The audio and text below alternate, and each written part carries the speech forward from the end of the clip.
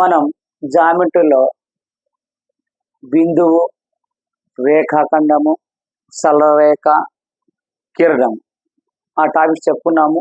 ఆ టాపిక్స్ పైన ప్రాబ్లమ్స్ అయిపోయినాయి. నెక్స్ట్ టాపిక్ వక్రము అంటే ఏంది, సంవృత వక్రము అంటే ఏంది, వివృత వక్రము అంటే ఏంది, సరళ సంవృత వక్రం అంటే ఏంది. వక్రము అంటే పెన్ను కొన ఆర్ పెన్సిల్ కొన ఎత్తకుండా గీయగలిగిన ఎన్నైనా ఏవైనా వక్రాలను వక్రము అంటారు. బాగా చూడండి, ఒక పెన్సిల్ కొన ఎత్తకుండా గీయగలిగిన దేనినైనా సాధారణంగా వక్రము అంటారు. చూడండి మళ్ళీ రండి, ఒక పెన్సిల్ కొన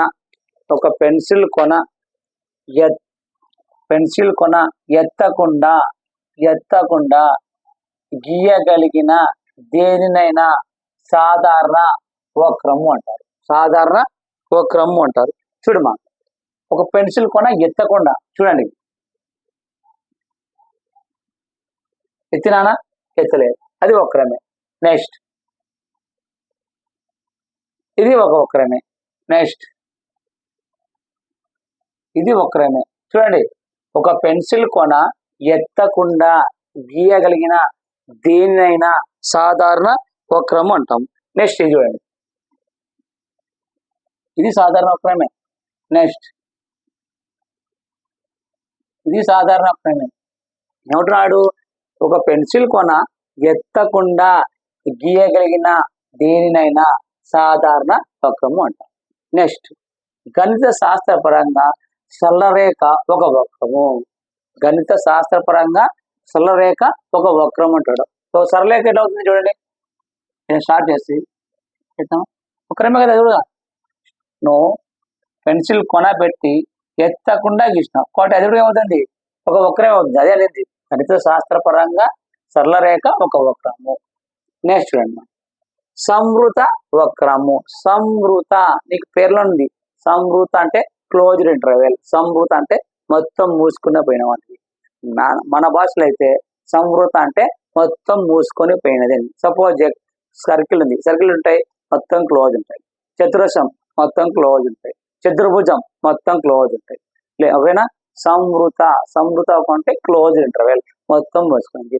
మ్యాథమెటిక్స్ ప్రకారము సంవృత అంటాం, మనం మూసుకుపోయినది క్లోజ్డ్ అంటాం. ఓకేనా, కాబట్టి సంవృత వక్రము అంటే ఏమంటే రేఖాఖండాలు లేదా వక్రరేఖలతో మూసి వేయబడిన పాదాలనే సంవృత వక్రము అంటారు. చూడండి, రేఖాఖండాలు లేదా వక్రాలతో మూసి వేయబడిన పటాలను సంవృత వక్రపటం అంటారు. సంవృత వక్రపటం అంటారు. చూడండి మా, సంవృత వక్రపటం అంటే ఎలా ఉంటాయంటే సంవృత, దీంట్లో సంవృత వివృత రెండాయి, కానీ మనకేమన్నా సంవృత కావాలి. ఏమన్నా రేఖాఖండాల లేదు వక్రాలతో మూసి వేయబడిన పటాలను సంవృత వక్రం అంటారు. సంవృత అంటే క్లోజ్డ్ మా. చూడండి, ఇది సంవృతం క్లోజ్డ్. నెక్స్ట్ ఇది సంవృతం క్లోజ్డ్, అంతే కదా. సంవృతం అన్నాడు రేఖాఖండాలు అంటే ఇది ఒక రేఖ, ఇది ఒక రేఖ, రేఖాఖండాలు లేదా వక్రాలతో, ఇది ఒకరే వక్రం అంటాం. రేఖాఖండాలు లేదా వక్రాలతో మూసివేయబడిన పటాలను సంవృత పటాలు అంటారు. ఇదే కాకుండా ఇంకోటి రాసుకోవచ్చు మనం, ఇది సంవృత వక్రమే. ఇంకోటి రాసుకోవచ్చు, సంవృత పటం. అంతా క్లోజ్డ్ కదా, క్లోజ్డ్ ఇంటర్వెల్ అంటారు. క్లోజ్డ్ ఉండాలి అంటే మూసివేయబడిన, ఇవన్నీ మూసివేయబడినది కాబట్టి వీటి ఏమంటారు, సంవృత వక్రపటాలు.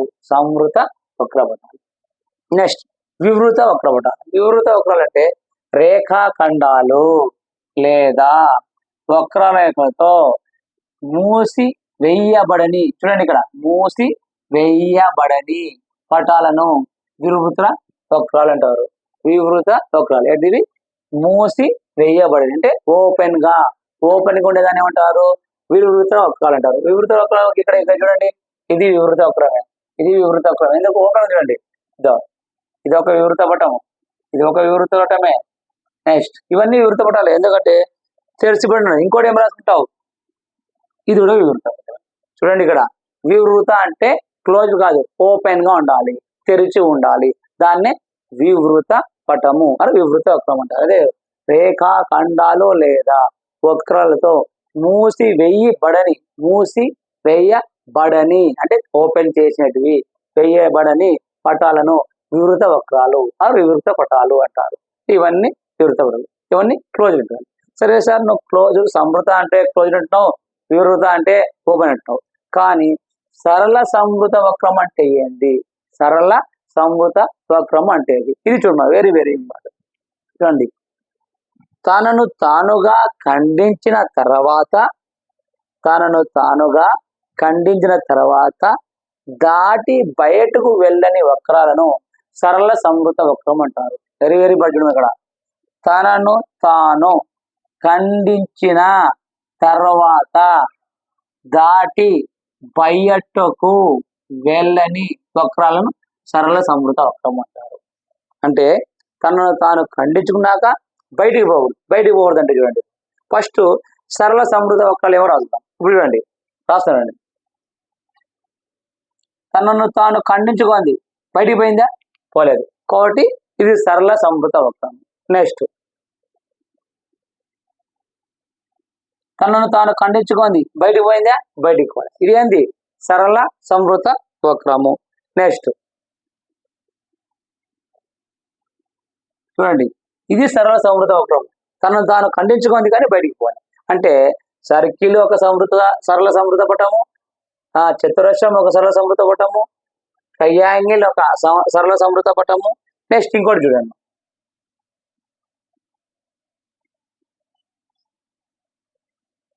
ఇది కూడా సరళ సంవృత పటం. నువ్వు తనకు తాను ఖండించుకుంది కానీ బయటికి పోలేదు, ఇలాంటివన్నీ ఏమంటామంటే సరళ సంవృత పటం. సరే సార్, ఇది సంవృత పటం అంటాం. ఇది చూడండి, ఇది సరళ సంవృత, ఇది సంవృత పటమే. చూడు, ఇలా వచ్చింది, ఖండించుకొని కూడా బయటకు పోతుంది. మళ్ళీ అంటే ఖండించుకున్న తర్వాత బయటికి వెళ్ళని వక్రాలను ఏమంటారు? సరళ సంవృత పటము. బాగా గుర్తుపెట్టుకోండి, సరళ సంవృత వక్రం అంటే తనను తాను ఖండించిన తర్వాత బయటికి వెళ్ళని పటాలను సరళ సంవృత పటం అంటారు. సంవృత పటం అంటే క్లోజ్లో ఉండాలా, తనను తాను ఖండించుకుని బయటకు వెళ్ళిపోవచ్చు. బాగా గుర్తుపెట్టుకోండి. మళ్ళీ ఒకసారి చెప్తున్నాండి, వక్రము అంటే పెన్సిల్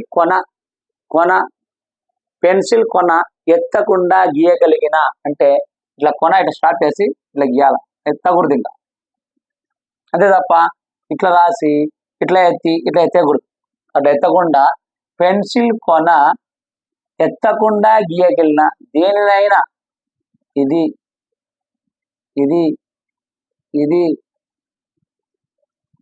ఇట్లా ఏదైనా గీసుకోండి, ఏదైనా సరే ఎత్తకుండా గీయగలిగిన దేన్నైనా సాధారణ వక్రం అంటారు.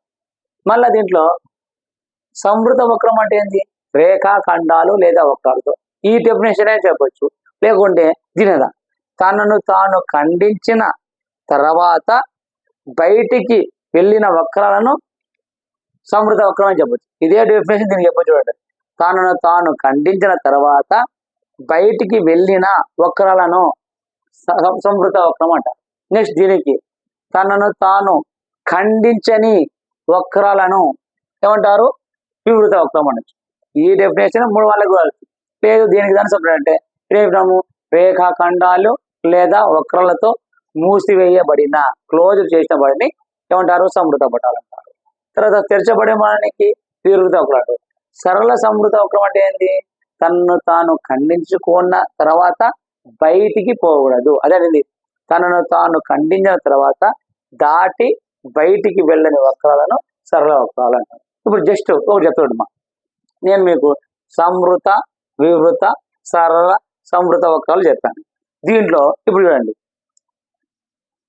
ఇక్కడ గీస్తున్నాను.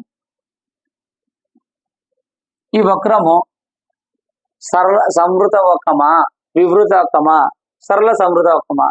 తనను తాను ఖండించుకుంది, బయటికి పోలేదు, బయటికి పోలేకట్టి ఏమవుతుంది? సరళ సంవృత వక్రం అవుతుంది. నెక్స్ట్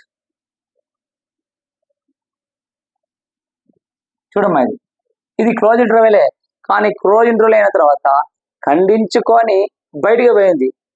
దాటి ఇడు ఖండించిన తర్వాత బయటికి వెళ్ళని, ఇది బయటికి పోయింది. బయటికి పోయిందంటే ఇది ఏమవుతుంది? సంవృత వక్రం. నెక్స్ట్ వివృత వక్రం అంటే ఓపెన్ ఉండాలమ్మా. ఓపెన్ అంటే వివృత అంతే. చూడండి, వక్రము, సంవృత వక్రము, వివృత వక్రము, సరళ సంవృత వక్రం. సంవృత వక్రం అంటే క్లోజ్డ్ ఉండాలా, అది ఖండించుకొని అంటే ఖండించుకొని బయటికి పోయి మళ్ళీ ఖండించుకుని ఏం కాదు సంవృత వక్రం. వివృత వక్రం అంటే ఓపెన్ ఉండాలి. సరళ సంవృత వక్రం అంటే ఖండించుకున్న తర్వాత కూడా బయటికి పోకుండా ఉండేదాన్ని సరళ సంవృత వక్రం. ఇది నోట్ చేసుకో.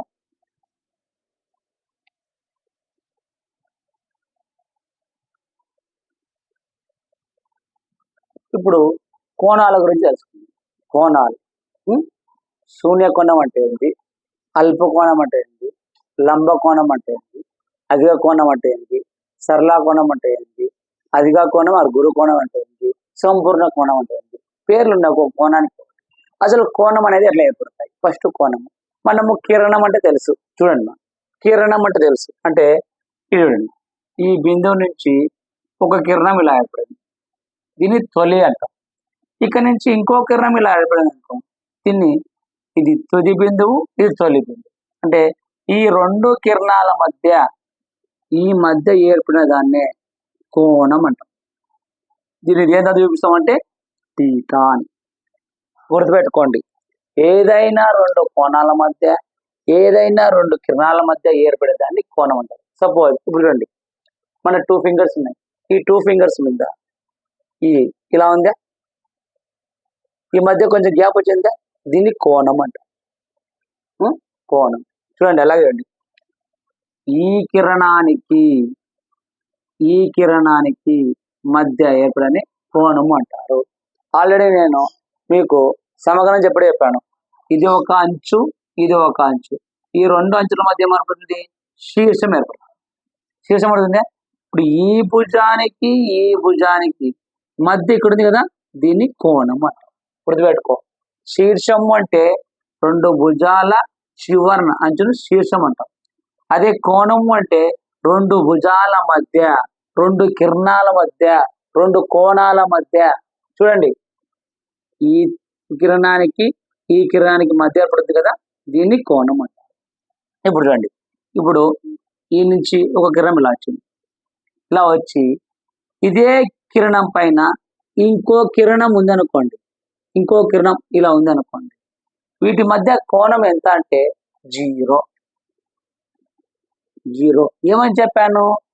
ఏదైనా రెండు భుజాల మధ్య కానీ, రెండు కిరణాల మధ్య కానీ కొంచెం గ్యాప్, కొంచెం స్పేస్ ఉంటే కోణం అనేది ఏర్పడుతుంది. ఇప్పుడు ఈ భుజానికి అంటే ఈ కిరణానికి ఈ కిరణం ఏమైంది, కొంచెం ఇలా రొటేషన్ ఇట్లా వచ్చింది, అంటే ఈ కిరణానికి కొంచెం గ్యాప్ వచ్చిందా, దానికి కోణం అంటారు. కానీ ఇక్కడ ఫస్ట్ ఒక కిరణం వచ్చింది, ఈ కిరణం ఇలా వచ్చేసింది, మళ్ళా దానిపైన ఇంకో కిరణం వచ్చింది. అప్పుడు వీటి మధ్య ఏమైనా కొంచెమన్నా గ్యాప్ ఉందా? గ్యాప్ లేదు. కోటి ఇటువంటి దానికి అంటే ఒక రేఖపై ఇంకొక రేఖ ఉన్న, ఒక కిరణంపై ఇంకో కిరణం ఉంట, వాటి మధ్య కోణం ఎంత అంటే 0, శూన్యం. అలా కాకుండా ఇక్కడ ఒక కిరణం తీసుకోండి, ఇలా తీసుకొని ఇదే కిరణం పైన కొంచెం రొటేషన్ చేయండి. ఇట్లా చేస్తే క్లాక్ వైజ్, రివర్స్ చేస్తే anti clock wise. Anti clock wise లో కొంచెం ఇలా పైకి తిప్పండి. ఇలా తిప్పామనుకోండి, ఇక్కడ రాస్తానండి, ఇది కిరణము ఇలా ఉంది. ఇది నుంచి యాంటీ క్లాక్ వైజ్ కాదు, యాంటీ క్లాక్ వైజ్ లో కొంచెం ఇలా తిప్పాను. ఇలా తిప్పినప్పుడు కొంచెం కోణం ఏర్పడుతుంది. ఈ మధ్య కోణం ఏర్పడితే వీటి మధ్య ఖచ్చితంగా కోణం ఉంటుంది. ఈ కోణం ఎంత అంటే 90 డిగ్రీల తక్కువ ఉంటాయి కాబట్టి దీన్ని అల్పకోణం అంటాం. అల్పకోణం. అలా కాకుండా ఈ కిరణం ఇలాగండి, దీన్ని యాంటీ క్లాక్ వైజ్ లో ఇలా స్ట్రైట్ గా పెట్టాం అనుకోండి, ఇలా పెట్టాం అనుకోండి, ఇక్కడ 90 డిగ్రీస్ ఉంది, దీన్ని లంబకోణం అంటాం. లంబకోణం అంటే 90 డిగ్రీలు. గుర్తుపెట్టుకోండి, ఎప్పటికైనా సరే లంబకోణం ఎలా ఉంటుంది అంటే ఎల్, మనకు తెలుసు ఎల్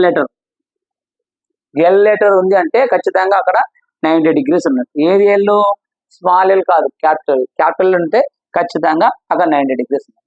అలా కాకుండా ఇదే కిరణము చూడండి, ఇలా కిరణం ఇలా ఉంది, ఇంకో కిరణము యాంటీ క్లాక్ వైజ్ పోతూ లంబ కోణం దాటి ఇలా పోతే దీన్ని అధిక కోణము అంటాం. అంటే ఇక కోణం వేసింది అధిక కోణము. అలాగే ఈ కిరణము ఇలా ఉంటూ ఈ కిరణము ఇది ఎట్లా ఫస్ట్ అల్పకోణం, తర్వాత లంబకోణం, తర్వాత అధిక కోణం, తర్వాత స్ట్రైట్ గా సర్రేకి వచ్చింది అనుకో, స్ట్రైట్ గా సర్రేకి వచ్చింది అనుకో 180 degrees.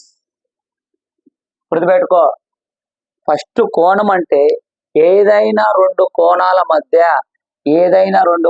మధ్య కొంచెం గ్యాప్ వస్తే ఆ గ్యాప్ ను కోణం ఏర్పడుతుంది. గ్యాపే లేకుంటే ఒకదానిపై ఒకటి, సపోజ్ ఇప్పుడు ఇది ఒక రేఖ, ఈ రేఖపై ఇంకొక రేఖ ఇలా ఉంది అనుకోండి, రెండు రేఖలు ఉంటే దీనికి గ్యాప్ ఏడుంది చెప్పండి, గ్యాపే లేదు కాబట్టి వీటి మధ్య కోణం ఎంత 0. అలా కాకుండా ఇప్పుడు ఇది ఇలా ఉంది, ఈ రేఖ ఇట్లా కొంచెం రొటేషన్ ఇట్లా వస్తుంది. ఇట్లా వచ్చినప్పుడు చూడండి, మీకు ఆల్రెడీ ఈ రెండు రేఖలు ఇట్లా ఉన్నాయనుకోండి, మీకు స్ట్రైట్ గా అవతల సైడ్ బోర్డు కనిపిస్తుందా, బోర్డు ఏం కనపలేదు కాబట్టి బోర్డు ఏం కనుందా కాబట్టి శూన్యం, అంటే కోణం ఎంత శూన్యం. అలా కాకుండా ఈ కోణం, ఈ బ్లాక్ పెన్ అనేది కొంచెం రొటేషన్ ఇట్లా అయింది, రొటేషన్ అయితే మీకు అవతల సైడ్ వైట్ బోర్డు కనొస్తుంది, అంటే వీటి మధ్య కొంచెం కోణం ఉంది అని, కొంచెం కోణం ఉంది కాబట్టి ఇది అల్ప కోణము, ఇది లంబ కోణము. ఈ 90 degrees కన్నా ఎక్కువ ఉంది కాబట్టి దీని ఏమంటాము అధిక కోణము. సరళ లేకుంటే దీని ఏమంటాము 180 డిగ్రీలు సరళ కోణం అంటాం. ఈ సరళ కోణం కన్నా సేమ్ ఇలాగనే ఇదో ఇక్కడ ఒక కిరణం ఉంది, ఈ కిరణం ఇలా వచ్చింది అనుకోండి, అంటే నీకు రొటేషన్ ఎట్లా అవుతుంది, ఈ నుంచి కొంచెం కోణం ఏర్పడింది, లంబకోణం వచ్చింది, లంబకోణం తర్వాత అధిక కోణం వచ్చింది, అధిక కోణం వచ్చినాక సరళ కోణం వచ్చింది, సరళ కోణం కొన్నాక పరావర్తన కోణం అంటే ఎంత ఇలా వచ్చేసింది. అంటే అప్పుడు యాంగిల్ ఎలా వస్తుంది, లాస్ట్ అమ్మా ఇప్పుడు ఇలా ఉంది. ఇప్పుడు కోణం నీకు ఫస్ట్ స్టార్టింగ్ ఎలా ఉంది చూడండి, నుంచి ఇలా స్టార్ట్ అయింది, నుంచి అల్పకోణము, లంబకోణము, అధిక కోణము, సరళ కోణము, పరావర్తన కోణము, మళ్ళీ తిరిగి ఇక్కడికి వచ్చేసింది. అంటే అప్పుడు ఏమైంది సంపూర్ణ కోణము, అంటే ఎంత 360 degrees. కోణము అంటే ఏం లేదు మా, రెండు కిరణాల మధ్య కొంచెం ఏర్పడేదాన్ని కోణం అంటారు. ఆ కోణంలో రకాలున్నాయి, 0 శూన్య కోణము, అల్ప కోణము, లంబ కోణము, అధిక కోణము, సరళ కోణము, పరావర్తన కోణము, సంపూర్ణ కోణం. ఇప్పుడు వాటి గురించి చూద్దాం. చూడండి ఒకసారి చూడండి, ఫస్ట్ చూడండి, ఒకే తొలి బిందువు కలిగిన, అంటే ఒకే తొలి బిందువు కలిగిన రెండు కిరణాలు, అంటే ఈ రెండు కిరణాలకు బిందువు ఒకటే కదా, ఇదే ఈ రెండు కిరణాలకు ఒకే బిందువు, ఒకే తొలి బిందువు కలిగిన రెండు కిరణాలు, ఇది ఒక కిరణము, ఇది ఒక కిరణము, రెండు కిరణాలు సమ్మేళనమే కోణము అన్నారు. అంటే రెండు కిరణాల సమ్మేళనం. ఇప్పుడు చూడండి ఇక్కడ ఉంది, ఇలా ఉంది, దీన్ని కొంచెం ఇప్పుడు దీని మధ్య కోణం ఏంటంటే ఏముండదు, ఒక రేఖపై ఒక రేఖ ఉంది అనుకో, అలా కాకుండా కొంచెం లోపం చేశాను అనుకో, మీకు హ్యాండ్స్ బ్యాక్ నుంచి మీకు బోర్డు కనిపిస్తుంది, అంటే ఖచ్చితంగా ఈ గ్యాప్ లో కొంచెం కోణం ఉంది కదా, కాబట్టి అల్ప కోణం. ఇట్లా వస్తే లంబ కోణం, ఇలా వస్తే అధిక కోణం, రెండు వస్తే సరళ కోణం, అట్లా దాన్ని సరళ కోణం. అదే అనేది ఒకే తొలి బిందువు కలిగిన రెండు కిరణాల సమ్మేళనం ఏమంటే కోణము అంటాం. ఇప్పుడు వాటి కోణాలు రకాలు చూడండి. ఫస్ట్ వన్ చూడండి, ఇది ఒక కిరణం, ఈ మొత్తం ఒక కిరణం, ఈ కిరణంపై ఇంకో కిరణం ఉంది, ఈ కిరణంపై ఇంకో కిరణం లేదు. అప్పుడు వాటి మధ్య కోణం అంటే ఏముంది శూన్యం, 0. వాటి మధ్య కోణం ఎంత 0. నెక్స్ట్ చూడండి, ఇది ఒక కిరణం, ఇది ఒక తొలి బిందువు, ఈ తొలి బిందువుకు ఇది ఫస్ట్ కిరణం, నెక్స్ట్ ఇది ఇంకొక కిరణం వచ్చింది, ఈ రెండు కిరణాల మధ్య ఎంత కోణం, కొంచెం కోణం ఏర్పడింది కదా, ఇక్కడ కోణం ఉంది కాబట్టి ఈ కిరణాన్ని ఏమంటారంటే అల్ప కోణము ఆర్ లంబ కోణము. ఒకటే గుర్తుపెట్టుకోండి, దీని మీద ఖచ్చితంగా బిట్ వస్తాయి, కానీ 90 మనము కొంచెం మ్యాథమెటిక్స్ ప్రాబ్లం వస్తుంది. అల్ప కోణం అంటే తక్కువ, అల్ప ఎవరంటారు అల్పుడు రావాడు వేస్ట్ గారు అంటారు కదా, అల్ప కోణం. కానీ మనం మ్యాథమెటిక్స్ లో లఘు కోణం అంటాం, లఘు కోణం గుర్తుపెట్టుకోవాలంటే 0 డిగ్రీల కన్నా తక్కువ, 0 డిగ్రీ కన్నా ఎక్కువ, 90 కన్నా తక్కువ ఏమంటాము అల్ప కోణము లేదా లఘు కోణం అంటారు. గుర్తుపెట్టుకోండి, ఈ టీటా అనేది 90కి జీరోకు మధ్యలో ఉంది అని గుర్తుపెట్టుకోవాలి. అంటే 0 కన్నా ఎక్కువ 90 కన్నా తక్కువ అని గుర్తుపెట్టుకోండి. అల్పకోణం అనేది ఎప్పుడైనా సరే టీటా ఇలా మధ్యలో ఉంది అంటే ఈ రెండు వాల్యూస్ మధ్యలో ఉంది అని. సపోజ్ ఇప్పుడు చూడండి, ఇక్కడ 20 <5 30 ఉంది అనుకోండి. ఈ 5 అనేది 20 కన్నా ఎక్కువ 30 కన్నా తక్కువ అని గుర్తుపెట్టుకోండి. ఇలా గుర్తుపెట్టుకోండి. లేదు మీరు సింపుల్గా అంటే ఇది 5 ఇది 10 అనుకో, 10 అనేది 5 కన్నా ఎక్కువ 30 కన్నా తక్కువ అంటే ఈ మధ్యలో ఉండే వాల్యూ ఈ రెండింటికి మధ్యలో ఉంటుంది అని గుర్తుపెట్టుకోండి. చూడండి మనం ఇది ఏంటంటే 0 కన్నా ఎక్కువ 90 కన్నా తక్కువ. ఏది? అల్పకోణము. అల్పకోణం ఏమంటాము? లఘు కోణము. అల్ప అంటే తక్కువ కాబట్టి లఘు అనకూడదు. అల్పకోణం అంటే లఘు కోణం. ఏది? 90 డిగ్రీల కన్నా తక్కువ ఉంటే.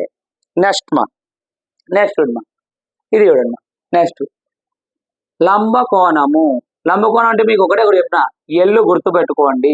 ఎల్లు గుర్తుపెట్టుకుంటే అయిపోయా. ఇది సెకండ్ వన్ మా, ఇది థర్డ్ వన్. ఇక్కడ ఖచ్చితంగా 90 degrees. ఎలా అయిపోయాను?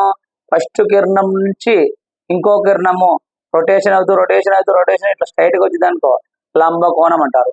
ఎగ్జాంపుల్ మనము వాచ్ టైం చూసుకుంటే ఇలా పెద్ద ముళ్ళు 12 దగ్గర ఉండి చిన్న ముళ్ళు 3 దగ్గర ఉంటే అప్పుడు దాన్ని ఏమంటాము? లంబకోణం. అలా అయినా గుర్తుపెట్టుకోండి. ఇలా అయినా లేకుంటే ఎల్ స్పేస్ లో అంటే లంబకోణం. లంబకోణం అంటే ఎంత? 90 డిగ్రీలు. లంబకోణం అంటే 90 డిగ్రీలు. నెక్స్ట్ చూడమా, ఈ కిరణం ఇలా వచ్చింది. ఈ కిరణం ఇది ఫస్ట్ ఎట్లా వచ్చింది? అల్పకోణం, లంబకోణం. ఇప్పుడు ఏమొచ్చింది? లంబకోణం దాటిపోయింది కాబట్టి దీని ఇలా వచ్చేసింది. దీని ఏమంటాం? అధిక కోణము. అధిక కోణం. అధికం అంటే ఏంది? లంబం కన్నా ఎక్కువైంది కాబట్టి అధిక కోణం. అధిక కోణం అంటే ఏంది? 90 డిగ్రీల కన్నా ఎక్కువ ఉంటుంది, 180 డిగ్రీల కన్నా తక్కువ ఉంటుంది. అంటే టీటా అనేది 90 కన్నా ఎక్కువ, 180 కన్నా తక్కువ. టీటా అంటే కోణం ఏంది? రెండు కోణాల మధ్య ఈ వాల్యూ అనేది 90 కన్నా ఎక్కువ, 180 కన్నా. అంటే దీని ఏమంటాము? అధిక కోణము లేక గురువు కోణం. బాగా గుర్తుపెట్టుకో. 90 డిగ్రీలు డైరెక్ట్ చెప్పేస్తాం లంబకోణం. అల్పకోణం అంటే అల్ప లేక లఘు. అల్ప, లఘు. అదే అధిక కోణం అంటే అధిక లేకుంటే గురు. అధిక గుర్తుపెట్టుకోండి, గుర్తుపెడు. అల్పుడు కాబట్టి లఘు. అధిక అంటే ఎక్కువ ఉంది కాబట్టి గురువు. అధిక, గురువు గుర్తుపెట్టుకోండి. అల్పకోణము, లఘు కోణము. 90 డిగ్రీలు అవసరం లేదు. లంబకోణము అంటే 90 డిగ్రీల కన్నా ఎక్కువ ఉంటే దాన్ని ఏమంటాము? అధిక కోణం. అధిక కోణం ఏమంటాము? గురు కోణం అంటాం. ఎందుకంటే మనకు దాదాపు బిట్లు వస్తాయంటే గురు కోణము, లఘు కోణం అటు ఇస్తాడు, లంబకోణం అట్లా వేయడు. ఎందుకంటే కన్ఫ్యూజ్ అవుతాం కాబట్టి. అంటే గురు కోణం అంటే గురువు అని అంటే మనవాడు మనకన్నా పెద్ద, ఎవరికైనా పెద్ద 90 డిగ్రీల కన్నా పెద్ద కాబట్టి గురువు అని గుర్తుపెట్టుకో. తర్వాత అల్పకోణం. అల్ప అంటే లఘు కోణం, 90 కన్నా తక్కువ, అది గుర్తుపెట్టుకో. నెక్స్ట్ చూడమ్మా, సరళ కోణము. సరళ అంటే ఆల్రెడీ మాకు తెలుసు, రేఖాఖండము సరళ రేఖ అంటే ఒకటే కోటి సరళ రేఖ. సరళ రేఖ అంటే ఎన్ని డిగ్రీలు ఉంటాయమ్మా? 180 డిగ్రీస్. 180 డిగ్రీస్. ఇట్లా వస్తాయి. స్టార్టింగ్ ఇలా వస్తుంది. ఇక్కడ నుంచి అల్పకోణము, లంబకోణము, అదే కోణము, సరళ కోణం. కోటి ఇక్కడ కోణం ఎంత ఉంది? 180 డిగ్రీస్. 180 డిగ్రీస్. చూడు 180 డిగ్రీస్ గుర్తుపెట్టుకోండి. సరళ కోణం గుర్తుపెట్టుకోండి. నెక్స్ట్ చూడమ్మా, ఇది 4, ఇది 5, నెక్స్ట్ 6 మా. ఇప్పుడు 180 డిగ్రీస్ అయిపోయింది. నెక్స్ట్ 180 డిగ్రీస్ అని ఎక్కువ కావాలి కాబట్టి మనం ఏమంటామంటే పరావర్తన కోణము. ఇక్కడ ఇక్కడ నుంచి ఇలా వచ్చింది కోణం. ఫస్ట్ కోణం ఏమవుతుంది? కోణం ఈ నుంచి రొటేషన్ అవుతుంది. ఎలా అవుతుంది? అల్పకోణము, లంబకోణము, అధిక కోణము, సరళ కోణము. ఇప్పుడు నెక్స్ట్ ఏంది? పరావర్తన కోణం. కోణం ఎలా అవుతుంది? ఇలా అవుతుంది. పరావర్తన కోణం అంటే ఏంది? 180 కన్నా ఎక్కువ, 360 డిగ్రీలు తక్కువ ఉంటాయి కాబట్టి దీని ఏమంటాం? పరావర్తన కోణము. పరావర్తన నీకు పేర్లు ఉంది. పరావర్తన కోణం. పరావర్తన అంటే బయటికి వెళ్ళిపోవడం. ఏదానికి? సరళరేఖ ఉంది, సరళరేఖ వెళ్ళిపోతుంది కాబట్టి అది పరావర్తన కోణం. అంటే 360 డిగ్రీలు తక్కువ, 180 కన్నా ఎక్కువ, 360 డిగ్రీలు తక్కువ. నెక్స్ట్ చూడమ్మా, సంపూర్ణ కోణము. ఇప్పుడు చెప్తాం సంపూర్ణం, పూర్తిగా కాబట్టి 360 డిగ్రీలు. అంటే కోణము స్టార్టింగ్ చూడమ్మా, ఇక్కడ ఏమొస్తుంది? కోణము స్టార్టింగ్ ఇట్లా వస్తుంది. ఈ నుంచి అల్పకోణము, లంబకోణము, అధిక కోణము, సరళ కోణము, పరావర్తన కోణము, మొత్తం తిరిగాక సంపూర్ణ కోణం. మొత్తం తిరిగి కాబట్టి సంపూర్ణ కోణం. సంపూర్ణ కోణం ఏమంటాడు 360 డిగ్రీలు. ఇక్కడ గుర్తుపెట్టుకోవాల్సింది ఒకటి అల్ప కోణము అల్ప అల్ప లఘు కోణము, అధిక కోణము గురువు అధిక కోణము గురు కోణము, పరావర్తన కోణము 360 డిగ్రీలు, పరావర్తన కోణము పరావర్తన కోణము కొన్నిటికన్నా ఎక్కువ 360 సంపూర్ణ కోణము 360 డిగ్రీలు. ఖచ్చితంగా ఈ బిట్టు మీద కెట్ట మీద ఖచ్చితంగా వస్తాయి. ఏదైనా అడగచ్చు, గుర్తుపెట్టుకోండి. శూన్య కోణము అంటే 0, అల్పకోణం అంటే 90 కన్నా తక్కువ ఉంటాయి. లఘు కోణం ఇక్కడ నువ్వు ఈజీగా గుర్తుకొని పెట్టుకోండి. లంబ కోణం అంటే 90 డిగ్రీలు ఉంటాయి, సరళ కోణం అంటే 180 డిగ్రీలు ఉంటాయి, సంపూర్ణ కోణం అంటే 360 డిగ్రీలు. ఇవి 3 గుర్తుపెట్టుకుంటే ఇంక వేరే గుర్తుపెట్టుకోవచ్చు. ఫస్ట్ గుర్తు శూన్య కోణం 0 అవసరం లేదు, లంబ కోణం 90 డిగ్రీలు, సరళ కోణం 180 డిగ్రీలు, సంపూర్ణ కోణం 360 డిగ్రీలు. అది అయిపోయింది. ఇప్పుడు 0 కన్నా కొంచెం ఎక్కువ ఉంటే లఘు కోణం. లఘు కోణం అంటే ఏంది? అల్ప కోణం. నెక్స్ట్ 90 డిగ్రీల కన్నా ఎక్కువ ఉంటే అది కోణం గురు కోణం. అట్లా కాకుండా సరళ కోణం కన్నా ఎక్కువ ఉంటే పరావర్తన కోణం. ఖచ్చితంగా మనకు ఈ బిట్ మీద వస్తాయి, గుర్తుపెట్టుకోండి. కోణాలు అంటే ఇది అమ్మా. దీంతో పాటు త్రిభుజాలు చెప్తూ ఇంకా వస్తాయి. కోణాలు అంటే ఇది నోట్ చేసుకోండి.